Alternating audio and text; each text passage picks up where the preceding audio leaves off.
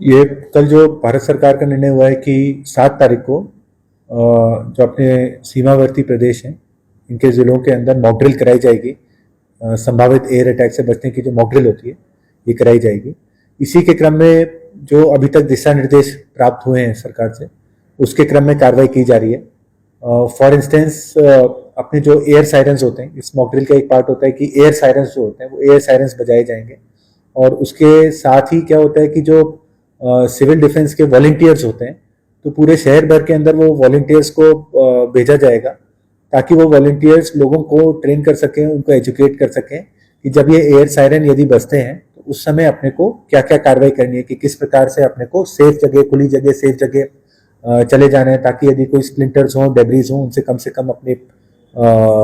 हताहत हों। उसके अलावा भी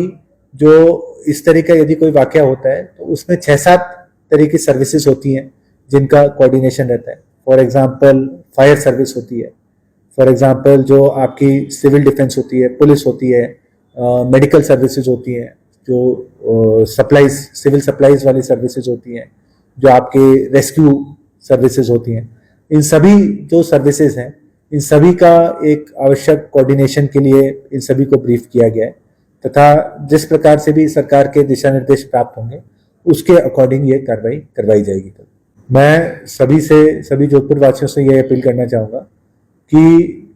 जो मॉक ड्रिल होती है ये एक प्रिपरेटरी एक्सरसाइज होती है। इसका मतलब ये कतई नहीं है कि अपने को कोई पैनिक होना है या कुछ होना है, लेकिन ये प्रिपरेटरी एक्सरसाइज होती है जिसका अर्थ ये है कि यदि इन केस कभी अपने को इस तरह के सायरन, एयर सायरन्स या एयर रेड्स होती हैं, कोई एयर सायरन सुनाई देते हैं तो अपने परिवार की, अपने आसपास वालों की जान की रक्षा किस प्रकार से करनी है। तो इस मॉक ड्रिल को पूरी गंभीरता से लें तथा जो सरकारी एजेंसीज हैं उनके साथ में कोऑपरेट करें। जैसे मैंने आपको बताया कि अपने सिविल डिफेंस के करीबन 400 वॉलंटियर्स हैं, तो वो 400 वॉलंटियर्स को उनको ग्रुपों के अंदर विभिन्न जो लोकेशंस हैं शहर में, विभिन्न जो अपनी बस्तियां, कॉलोनीज हैं, उनके अंदर भेजा जाएगा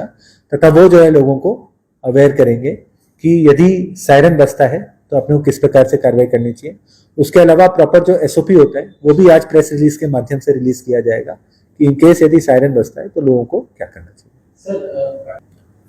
जो 18 सायरन है,